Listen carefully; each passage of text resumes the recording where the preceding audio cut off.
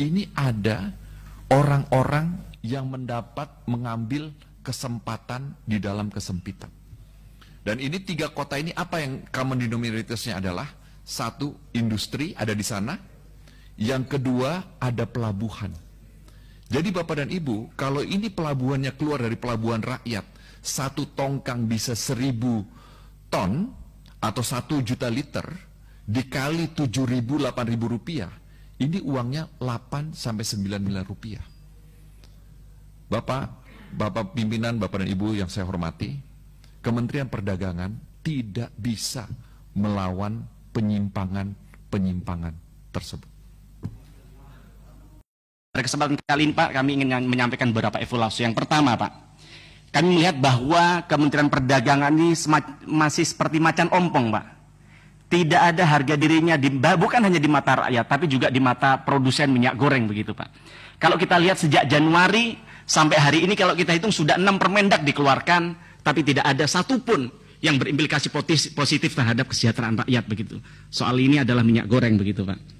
Kemudian kami melihat bahwa pemerintah dalam hal ini Kementerian Perdagangan gagal dalam memproteksi rakyat kita dari persoalan komoditas, salah satunya minyak goreng ini Pak. Nah maka harapan kami Pak Menteri bisa menjadi pelajaran harga untuk bagaimana ke depan tidak terjadi hal seperti ini lagi. Pak Menteri tahu nggak? Pak Menteri jadi menteri ini adalah pembantu presiden Pak. Bukan justru dengan situasi ini Pak Menteri merepotkan presiden sampai kemarin beliau turun tangan untuk bagaimana menyelesaikan persoalan ini. Bukan hanya kami turun ke masyarakat, Pak Presiden datang ke ke Alfamart, ke Indomaret, kosong, nggak ada barang. Kan malu Pak ini Pak. Jadi harapan kami Pak Menteri tidak lagi merepotkan presiden urusan ini. Kemudian yang kedua, lemahnya koordinasi Menteri Perdagangan dengan stakeholder. Dalam hal ini adalah para pelaku-pelaku industri. Bapak mohon maaf, saya ingin mencontohkan ketika waktu itu di zaman Pak Enggar. Memang saya belum duduk di kursi ini. Waktu itu saya masih jadi ketua HIPMI di daerah, di Jawa Timur kebetulan. Nah, kami berkolaborasi soal waktu itu membuat Umart, retail modern di pesantren, yang sekarang ada pesantren-pesantren itu legacy dari Pak Enggar. Saya tahu Pak Enggar punya banyak kekurangan. Tapi saat itu Pak, kita sering koordinasi, sering ke Jakarta, saya sering ketemu Bapak-Bapak Dirjen ini ketika itu saya.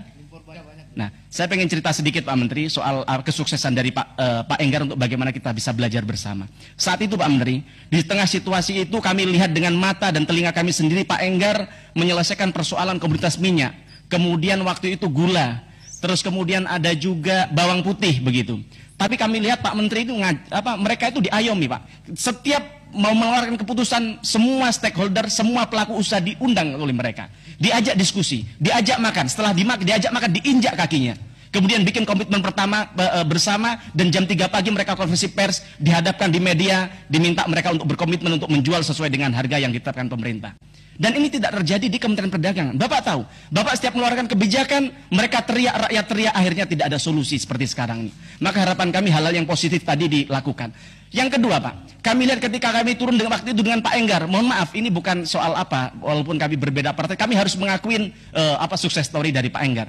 Waktu itu beliau sampai turun ke kuli panggul Pak, ditanya, kamu berapa biaya panggulnya? Dia turun ke tempat pengemasan, berapa biaya kemasannya? Lalu dihitung dengan biaya produksi berapa, maka dipaksa produsen untuk menjual harga sekian, kalau nggak dicabut izinnya Pak. Nah maka harapan kami hal-hal begini dilakukan oleh Pak Menteri Lutfi di era ke depan begitu. Kemudian yang ketiga Pak Menteri, kami melihat Pak Menteri membuat pernyataan-pernyataan yang tidak empati buat rakyat kami. Pak Menteri menduduk rakyat kami menimbun. Pak Menteri tahu nggak? Untuk makan besok aja loh mereka tidak ada. Bahkan di data Pak Menteri tadi, Pak Menteri menyampaikan 1,7 lipat tersedia, artinya satu orang bisa dapat 2 liter untuk bagaimana bisa mendapatkan barang. Tapi Pak Menteri tahu nggak bahwa rakyat kita jangankan untuk makan besok, untuk beli minyak apalagi menimbun tidak ada uang Pak, nggak mungkin, susah seperti disampaikan Pak Nusron. Yang kedua, Pak Menteri menyampaikan panik buying. Bagaimana kita tidak panik buying? Barangnya nggak ada Pak. Mau beli uang nggak ada. Pak Oke seenaknya sendiri ngomong di media bahwa dia bilang, oh yang HET nggak ada, tapi yang mahal ada. Bapak menelan ludah sendiri Pak, Bapak bikin peraturan harga 14.000 tapi nggak ada barangnya. Malu kami Pak sama rakyat Pak. Kita ini seperti DPR nggak ada artinya di depan konstituen kami Pak.